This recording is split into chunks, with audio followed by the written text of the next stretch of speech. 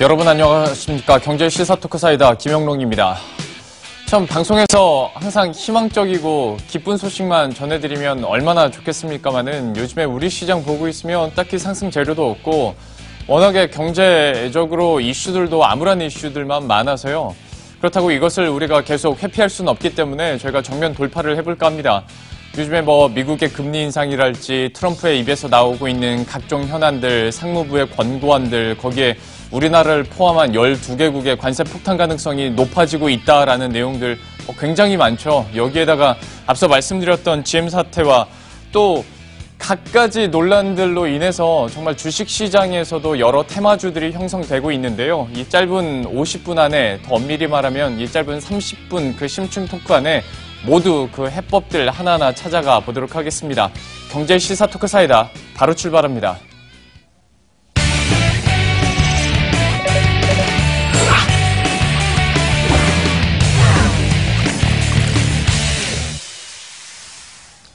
네, 심층 토크부터 시작을 해보도록 하죠. 오늘 박연미 경제 칼럼니스트, 산업연구원의 문종철 연구위원 모셨습니다. 어서 오십시오. 네, 안녕하세요. 오늘의 첫 번째 주제는 어떤 걸지 먼저 화면 통해서 함께 확인하고 오겠습니다. 네, 오늘의 첫 번째는 미국발 악재, 시장 영향 어디까지로 해봤습니다. 미국의 금리 인상 속도가 점점 더 가팔라질 것으로 보이죠. 아무래도 물가 상승률이 시장 예상치로 올라서다 보니까 올해 4번 얘기도 계속 나오고 있는 상황이고요. 이렇게 되다 보면 우리나라 같은 경우에 예상이 한 2번 정도 금리 인상하지 않겠냐였는데 만약에 미국이 4번 혹은 3번을 하면 금리 역전까지 일어날 수 있기 때문에 이게 또 녹록치가 않습니다. 현재 이런 금리와 관련해서 여기에 따른 추가적인 영향은 뒤에서 얘기를 하도록 하겠고요. 금리 역전도 가능한 한 해 아니겠습니까? 그렇죠. 지금 당장 3월에 미국 금통위, 그러니까 FOMC 회의가 열렸을 때 지금 금리 인상 가능성이 높다는 데 시장에서 한 표를 던지고 있는 상황인데요.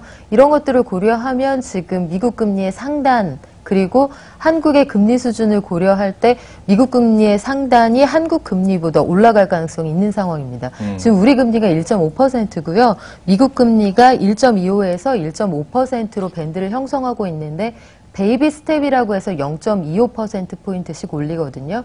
그러면 만약에 3월에 올라간다 그러면 1.5에서 1.75%가 되니까 우리보다 금리가 높은 상황이 벌어지는 거죠.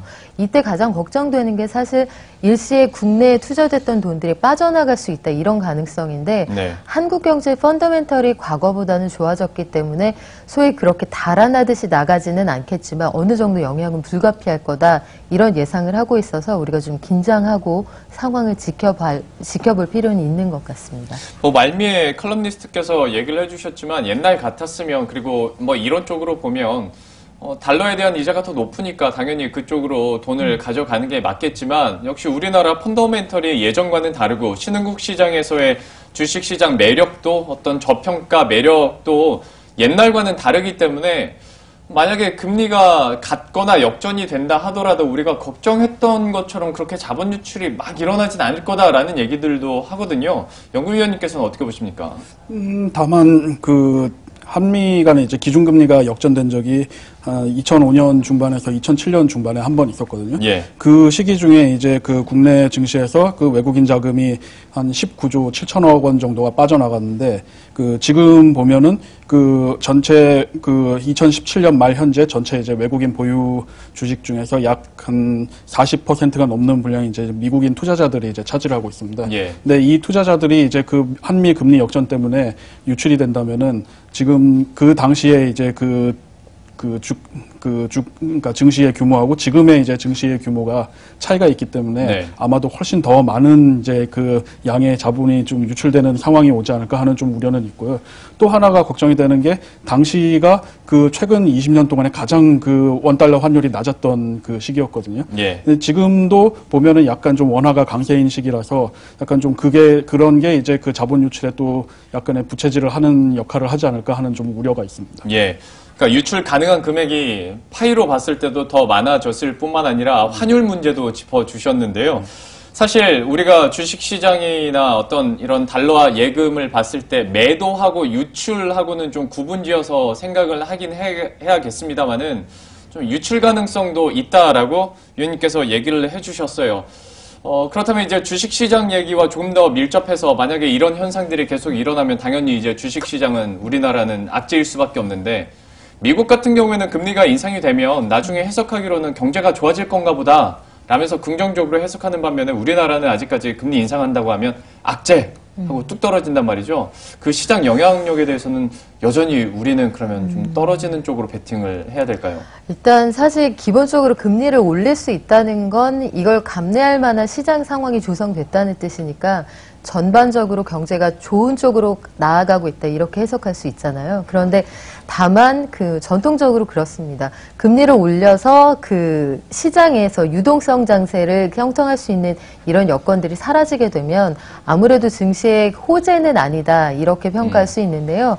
어찌 되었든 미국 경제가 살아나고 미국 경제가 살아나면 우리의 주요 수출국인 미국을 통해서 우리에게도 온기가 좀 전해지지 않을까 이런 기대를 할 수 있기 때문에 당장 증시는 어느 정도 변동성 장세는 피해가기 어려울 거예요. 지금 그 다우가 한때 우리가 폭락했다가 다시 지금은 어느 정도 회복을 했습니다만 네. 이런 상황들이 어느 정도 반복될 가능성 여전히 남아있고요. 미국의 여러 가지 무역 규제 같은 것들이 또 나올 때마다 장이 크게 흔들릴 수는 있지만 어찌 되었든 올해 세계 경제가 전반적으로 나아질 거다. 그리고 우리도 3% 성장을 할 거다. 이런 전망이 나와 있는 상황이어서 증시가 반드시 여기에 취약하게 반응할 것이냐. 이건 좀 지켜봐야 될 것 같습니다.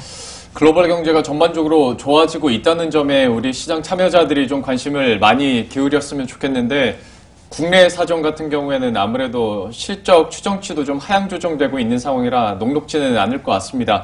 한번 대비를 또 계속 해봐야 될 것 같고요. 금리 얘기 나오다 보면 그리고 우리나라가 과연 그러면 금리를 얼마나 올릴 것이냐 얘기를 하다 보면 이주열 총재의 고민은 날로 깊어지겠다라는 부분이 금리 역전도 막아야 되고 그런데 또 가계부채 그 폭탄 때문에 제대로 올리기는 또 애매한 상황이란 말이죠. 예. 좀 여기에 대해서는 한국은행의 움직임이나 앞으로의 금리 인상 전망에 대해서 어떻게 판단하십니까? 사실 말씀하신 대로 그렇게 그 한쪽 면만 보고서 금리 정책을 결정을 하기에는 조금 어려운 상황이거든요. 그래서 이제 하지만 그렇다고 해서 이제 또 그 세계 여러 나라의 흐름에 이탈해서 이제 나 혼자 이렇게 움직여서 그 인상을 해야 될 시기를 놓치면은 그것도 또 우리 경제에 이제 부담을 주는 거기 때문에 약간은 좀 지켜볼 필요가 있을 것 같습니다. 다만 이제 좀 이런 금리가 우리가 가만히 있었을 때 자본이나 아니면 자금 유출의 속도가 조금 너무 과하다고 생각이 되면 좀 조정을 할 필요는 있는데 오늘 오전에도 한은의 이주열 총재께서 스위스에서 말씀하시는데 미국이 움직인다고 1대1로 따라가서 대응하지는 않겠다 이런 말씀을 하셨거든요. 항상 그 얘기는 하지 않습니까? 예.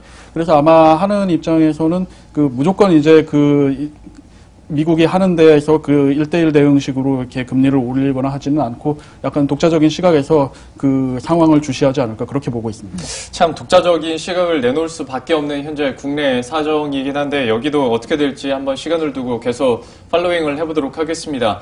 오늘 워낙 하고 싶은 얘기가 많아서 좀 두서가 없더라도 제가 바로바로 다른 질문들 해보도록 하겠습니다. 통상 압박에 대해서도 지금 장난이 아니죠. 트럼프 대통령은 계속 거친 말들을 쏟아내고 있고 역시 상무부가 권고안을 내놓은 3가지 안 중에서 네.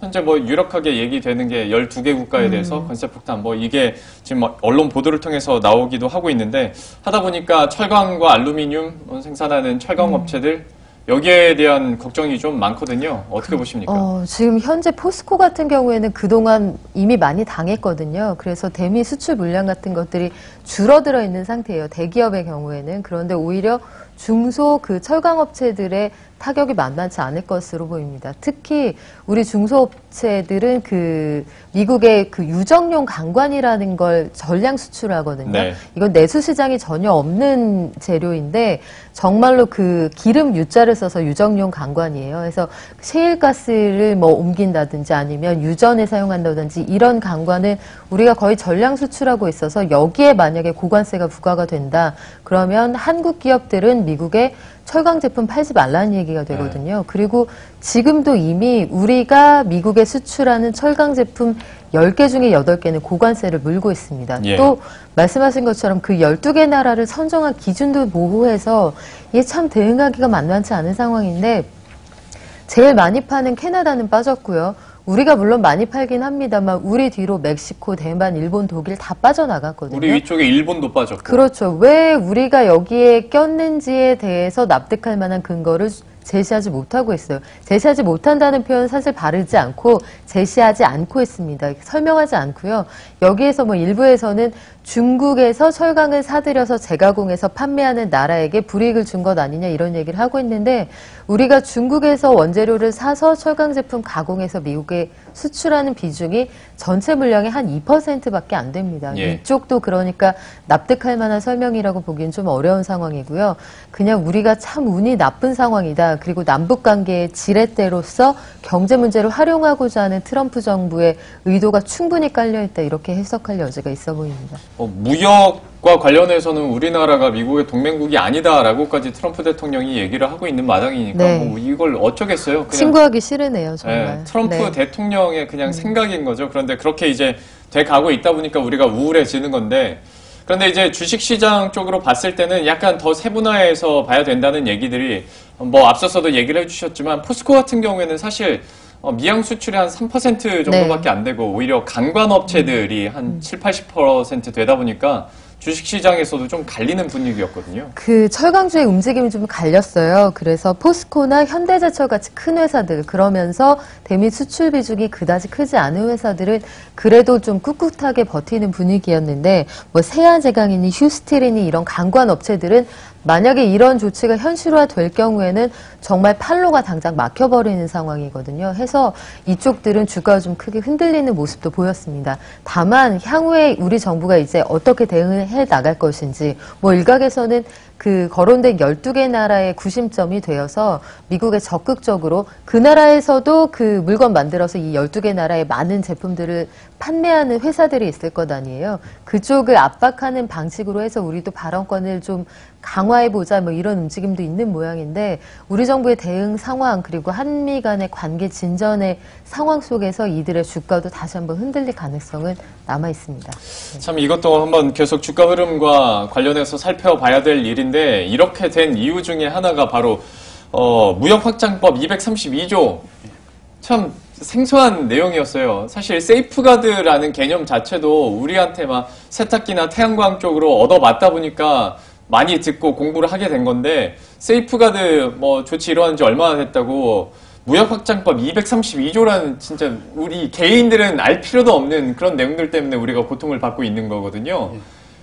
이게 안보 때문에 뭐 이런 수입을 제한한다 뭐 이런 내용인데 예전에도 좀 이런 적이 있었습니까, 미국이? 미국이 이 실제로 무역확정법 232조를 적용한 때가 딱 두 번이 있었어요. 네. 그게 79년에 그 이란 그 석유에 대한 금수 조치가 있었고, 예. 81년에 이제 리비아 원유에 대해서 이제 같은 조치를 취했었거든요. 네. 뭐 나라 이름하고 이제 시기를 보면 아시겠지만 미국이 정말로 진짜 정치적 적성국에 대해서 견제를 하는 목적으로 이 조치를 취한 게 전부인데 다만 좀 이번 그 상황하고 비교해서 좀 참고할 만한 사례가 실제로 적용은 안 됐지만 2001년에 부시 행정부 때 이제 철광석하고 철강 반제품에 대해서 이 232조를 적용하기 위한 조사를 이제 한 적이 있었어요. 네. 그때 이제 그 내놓은 논리가 지금하고 같은 논리였거든요. 즉 다시 말하면은 어떤 중요한 자원을 이제 적성국이 될 수도 있는 그 외국에 의존할 수 있는 위험성이 있다. 그 다음에 그런 이제 그 철강제의 수입 때문에 미국 국내의 산업 기반이 흔들리면서 이제 그 안보에 심각한 우려를 초래한다라는 이제 그런 이제 논거를 가지고 이 조사를 한 적이 있었는데 실제로 시행은 되지 않았죠. 그래서 이게 전혀 뜻밖의 이제 그 조치라고 하기에는 과거에 이제 이런 사례가 있으니까 그런 건 아닌 것 같고 근데 이제 조금 미국이 그런 이 무역확장법 232조를 좀 남용하는 게 아니냐 하는 그런 시각이 좀 있는 것 같습니다. 아, 그리고 그때는 막 핵, 막 이런 걸로 연관이 돼 있으니까. 예. 아, 안보, 그래, 핵 나오니까 연관이라도 짓지. 지금 우리나라 같은 경우에 왜 이제 미국의 안보를 운운하면서 우리나라 기업들을 이렇게 옥죄냐에 대한 불만들은 당연히 산업계에서 나올 수밖에 없는 상황인데 더 큰 문제가 세탁기도 그렇고 태양광도 그렇고 이번에 철강, 알루미늄도 그렇고 앞으로 더 나아가다 보면 한미 FTA 재개정도 뭐 요즘에 얘기 안 하다 뿐이지 아직 숙제로 남아 있다 보니까 자동차, 반도체, 뭐 통상압박 전방위적으로 다 되는 거 아니냐라는 걱정들이 있거든요. 어떻게 보십니까? 그렇죠. 지금 미국이 하는 행태를 보면 전반적으로 전선을 점차 확대해가는 양상을 보이고 있습니다.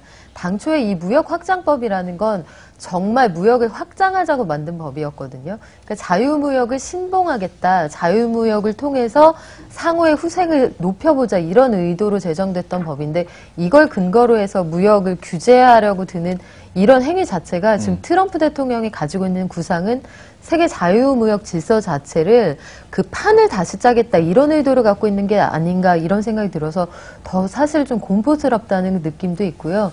여기서 더 걱정스러운 게 그러면 뭐 WTO에 제소를 한다, 우리 정부가 강경 대응을 하겠다라고 얘기하고 있지만 그 세계 무역기구의 흐름조차도 미국이 주도하고 있다는 게 현실이라는 말이죠. 그러니까 국제무역기구든 아니면 뭐 어디에 가서 제소를 하고 항변을 한든 세계 질서를 미국이 좌우하고 있기 때문에 우리의 목소리가 얼마나 현실성을 가질 것인가 사실 의문입니다. 그리고 우리가 항상 아킬레스건이 있죠.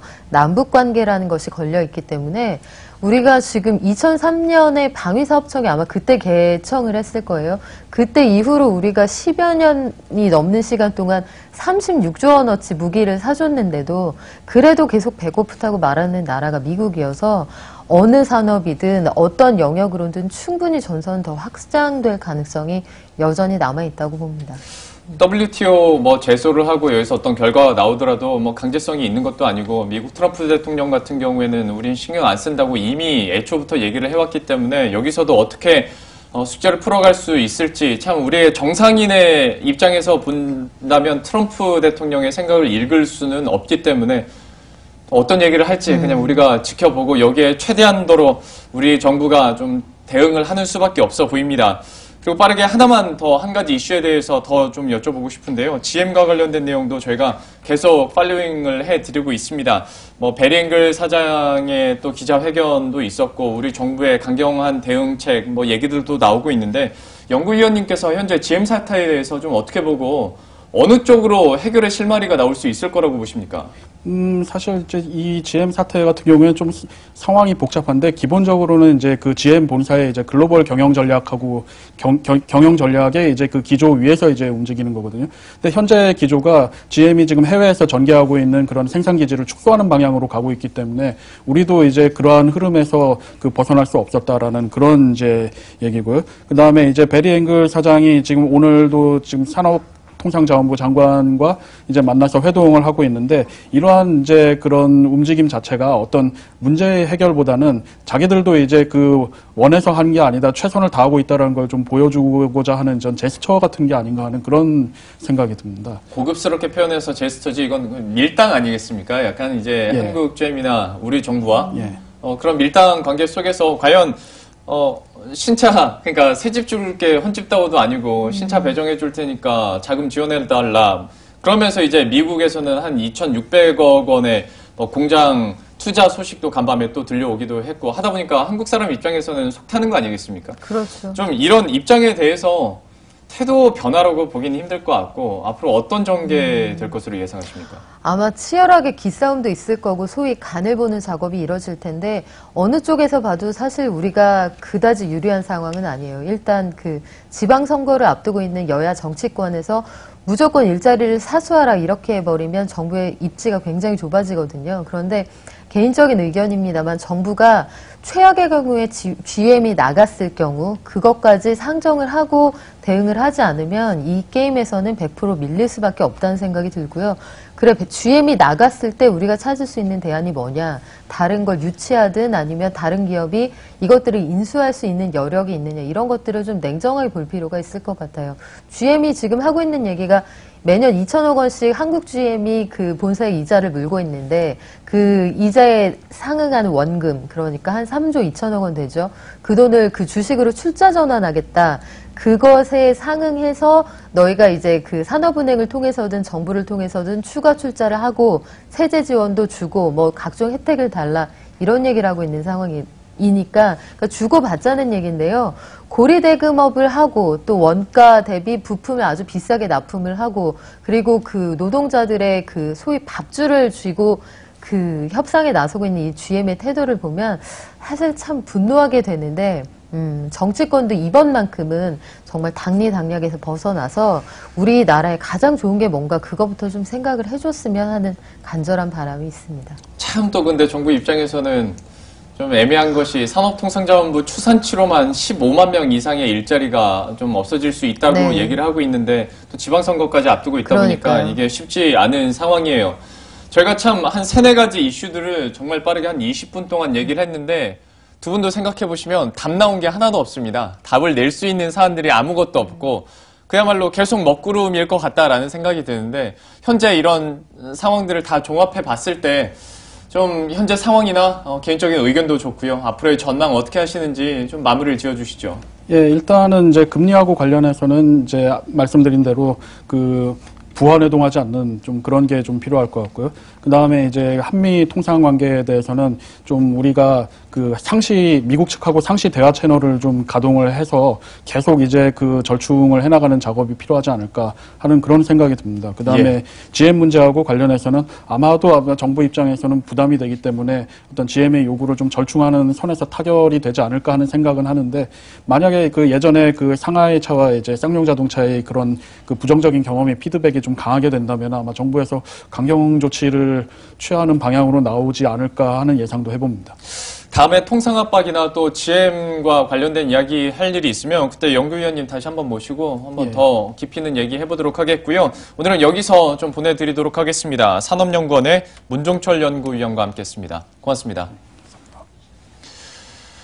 예, 저희가 여러 가지 사안들을 얘기했는데요. 좀 정신 없으셨을 것 같겠지만 하나만 더 얘기해야 되겠습니다. 주식시장 얘기인데요. 어떤 내용인지 먼저 화면 통해서 그 힌트 얻어보고 오겠습니다. 네, 이번에 할 얘기는 정치 테마주의 계절이라고 합니다. 사실 그 계절이 아직 오진 않았거든요. 6월 지방선거이기 때문에. 그런데 주식시장에서 좀 꿈틀거리는 것 같아서 저희가 잠깐 다뤄보고자 하는데요. 먼저 전문가 의견을 한번 들어보도록 하겠습니다. 현재 메리츠종금증권 강남금융센터의 정영훈 과장 전화 연결되어 있습니다. 안녕하십니까? 네, 안녕하세요. 네, 안녕하세요. 좀 이른감이 있긴 합니다만은 워낙 주식시장 내에서 모멘텀이 없다 보니까 벌써부터 어떤 안철수 테마주랄지 이런 선거와 관련된 테마주들이 기승을 부리고 있거든요. 현재 상황이 좀 어떻습니까? 네, 최근에 이제 6.13 이제 지방선거까지 아직 이제 3개월 이상 남아있음에도 불구하고, 정치 테마주들의 주가가 지금 급등세를 보이고 있다라고 볼 수가 있겠는데요. 말씀해주신 바와 같이 최근에 이제 안철수 그 대표 같은 경우에 이제 서울시장 출마설이 거론이 되면서 안랩이라든지 써니전자라든지 이런 대표적인 과거 이제 안철수 관련 이제 테마주로 부각이 됐던 종목들이 최근에 주가가 급등세를 기록하는 모습이 보여주고 있고요. 또 관련해서 또 경기도지사 또 출마가 예정돼 있는 그 이재명 현재 그 성남시장 관련주들인 에이텍이라든지 프리엠스, 동신건설 이런 관련주들이 최근에 대부분 다 이제 인맥 관련주라고 할 수가 있겠죠. 재차 시장에서 주목을 받으면서 주가가 급등을 하고 있습니다. 지금 전형적으로 이제 과거 이제 대선 때도 마찬가지로 대부분의 이러한 테마주들이 이제 관련된 인맥 관련주라는 점에서 봤을 때 이번에도 좀 이른감은 있지만 다시 한번 이제 6.13 지방선거를 앞두고서 시장에서 이러한 테마주들에 좀 주목하고 있는 것이 아닌가 그렇게 보여지고 있습니다. 선거철이 가까울 때마다 저희가 방송 통해서 정치 테마주는 그렇게 하지 마시라라고 얘기를 해도 여전히 많이 하거든요. 좀 벌써부터 이제 솔깃솔깃하는 투자자분들도 분명히 있을 거라고 생각하는데 여기에 대해서 투자 유의사항 한 가지 좀 얘기를 해주시죠. 네, 사실 항상 이제 선거철만 되면 반복해서 이제 정치 테마주들이 주식시장에서 정말 기승을 부리는데요. 그렇지만 항상 투자에 좀 조심해야 된다라는 그러한 의견을 드리고 있는 이유 중에 하나가 바로 이제 주가 변동성이 크다는 점에 있습니다. 지금 대표적으로 제가 안랩을 말씀을 드리자면 안랩 같은 경우에 불과 1년 전 지난해 이제 3월 정도에 주가가 고점이 한 15만 원대 부근에 위치했습니다. 그러니까 대선을 앞두고서 주가가 15만 원대까지 상승을 했다가 대선 이후에 주가가 무려 3분의 1 이상 하락을 하면서 거의 5만 원대까지 주가가 하락을 했었거든요. 그 이후에 재차 지금 주가 상승 7만 원대까지 올라오긴 했습니다만 여전히 작년 이제 고점 대비해서는 절반 정도의 가격대다라고 볼 수가 있겠고요. 그만큼 주가의 변동성이 크기 때문에 지금 단기적으로는 이러한 기대감에 따라서 주가가 오를 수는 있겠지만 결국에는 순식간에 주가가 급락세로 좀 급등락을 반복할 가능성이 있기 때문에 이러한 그 정치 테마주 같은 경우에는 철저하게 투자에 주의가 필요하다라는 말씀을 드리도록 하겠고요. 그러한 이유는 바로 이제 펀더멘탈과 전혀 상관없이 관련된 이제 인맥 관련해서 그러한 무분별한이나 테마성 이슈에 따른 그러한 수급이 좀 이동을 하면서 주가가 이제 급등락을 반복하는 경향이 있기 때문에 투자자분들께서는 뭐 단기적으로 시차익을 노린 뭐 투자를 좀 활용하겠다라는 생각을 하시는 분들도 많이 있으시겠지만 반대로 이제 리스크도 그만큼 큰 상황이기 때문에 철저히 투자에 좀 주의가 필요하다라는 의견을 드리도록 하겠습니다. 시장에서 최근 들어 다시 한번 정치 테마주가 좀 꿈틀거리고 있는 것 같아서요. 필드에 있는 분과 직접 얘기를 나눠봤습니다. 지금까지 메리츠종금증권 강남금융센터의 정영훈 과장과 함께했습니다. 고맙습니다. 네, 고맙습니다. 예. 박연미 칼럼니스트와 조금 더 얘기를 해보도록 하겠습니다. 정치 테마주 그렇게 하지 말라고 저희가 얘기를 해도 그리고 실제 수치를 갖고 결국 개인 투자자들 다 손실 보더라라는 네. 얘기를 해도 계속 하긴 하거든요. 좀 이런 이유 어디 있다고 보십니까? 이게 사실은 친구를 잘못 사귀어서 그렇습니다. 왜냐하면 이게 예컨대 이래요. 선거 끝나고 나면 저 후보가 어떻게 당선됐지 이럴 때 있으실 거예요. 나는 안 찍었고 내 친구도 내 주변에도 아무도 안 찍었는데 어떻게 당선된 거야? 왜냐하면 내 주변에 나는 저 후보 찍는 애랑은 친구 안 하거든요. 그래서 확증 편향이라는 게 있어요. 에코챔버 효과인데 네. 울림방 안에서 같은 생각을 가진 사람들이 같은 생각을 반복해서 동어 반복을 계속 하다 보면 마치 이게 진리인 것처럼 느껴질 때가 있거든요. 네. 그러니까 최근에 가장 황당했던 테마주가 뭐였냐면 문재인 대통령이 전남 나주의 문씨사원에서 절하고 있는 사진이 이 소문과 함께 돌았는데 한 스마트폰 부품의 생산업체 대표가 문재인 대통령하고 친하다. 그 이분도 문씨였나 보죠. 해서 이게 소위 문재인 테마주다 해가지고 이게 가파르게 오르는 사이에 누군가는 고점에서 팔아서 이익을 챙기고 급락하는 전형적인 이 테마주 사기 사건이었는데 알고 보니 다 꾸며낸 거짓말, 가짜뉴스였습니다. 그런데 이런 일이 사실 매번 선거 때마다 반복이 돼요. 지난 대선 때 제가 기억하기로는 트럼프 대통령의 아들이 새만금에 관심이 있다고 하더라 이런 소문 때문에 그 소위 새만금 테마주, 트럼프 테마주가 형성이 되기도 했었고요. 누가 힐러리 클린턴하고 악수를 했다더라. 이 회사 대표가 힐러리 클린턴하고 친하다더라. 전화 통화하는 사이라더라 해서 힐러리 테마주도 형성이 된 적이 있었습니다. 물론 거짓말이었고 뭐 새만금에 관심이 있는 건 주가와 전혀 상관없는 내용이었고요. 예. 관심이 있긴 있었다고 해요. 네. 하지만 증시에 영향을 줄 만한 그런 재료는 아니었고요. 이런 것들을 보면 한 발 떨어져 나와서 상식적으로 보면 사실 이게 논리적으로 말이 안 되는 얘기인데 투자하시는 분들이 여기에 매몰돼서 이것만 들여다보시면 마치 이게 맞는 얘기처럼 느껴질 때가 있거든요. 예. 그럴 때는 여기 투자하지 말라고 하는 친구하고 한번 다시 얘기해 보시기 바랍니다. 이번 지방선거에서 특히 가짜뉴스 좀 조심할 필요가 있다라는 얘기를 많이 하는데요. 이런 주식시장에서도 가짜 종목, 가짜 뉴스들, 정치 테마주 특별히 좀 조심하셨으면 좋겠습니다. 이렇게 해서 짧은 시간 통해서 정치 테마주까지 잠깐 짚어드렸고요. 지금까지 박연미 경제 칼럼니스트와 함께했습니다. 오늘 말씀 고맙습니다. 예, 여러 가지 이야기들을 했는데요. 현재 또 핫하게 들려오고 있는 뉴스들은 어떤 것들이 있는지 이슈 파노라마 통해서 함께 확인하고 오겠습니다.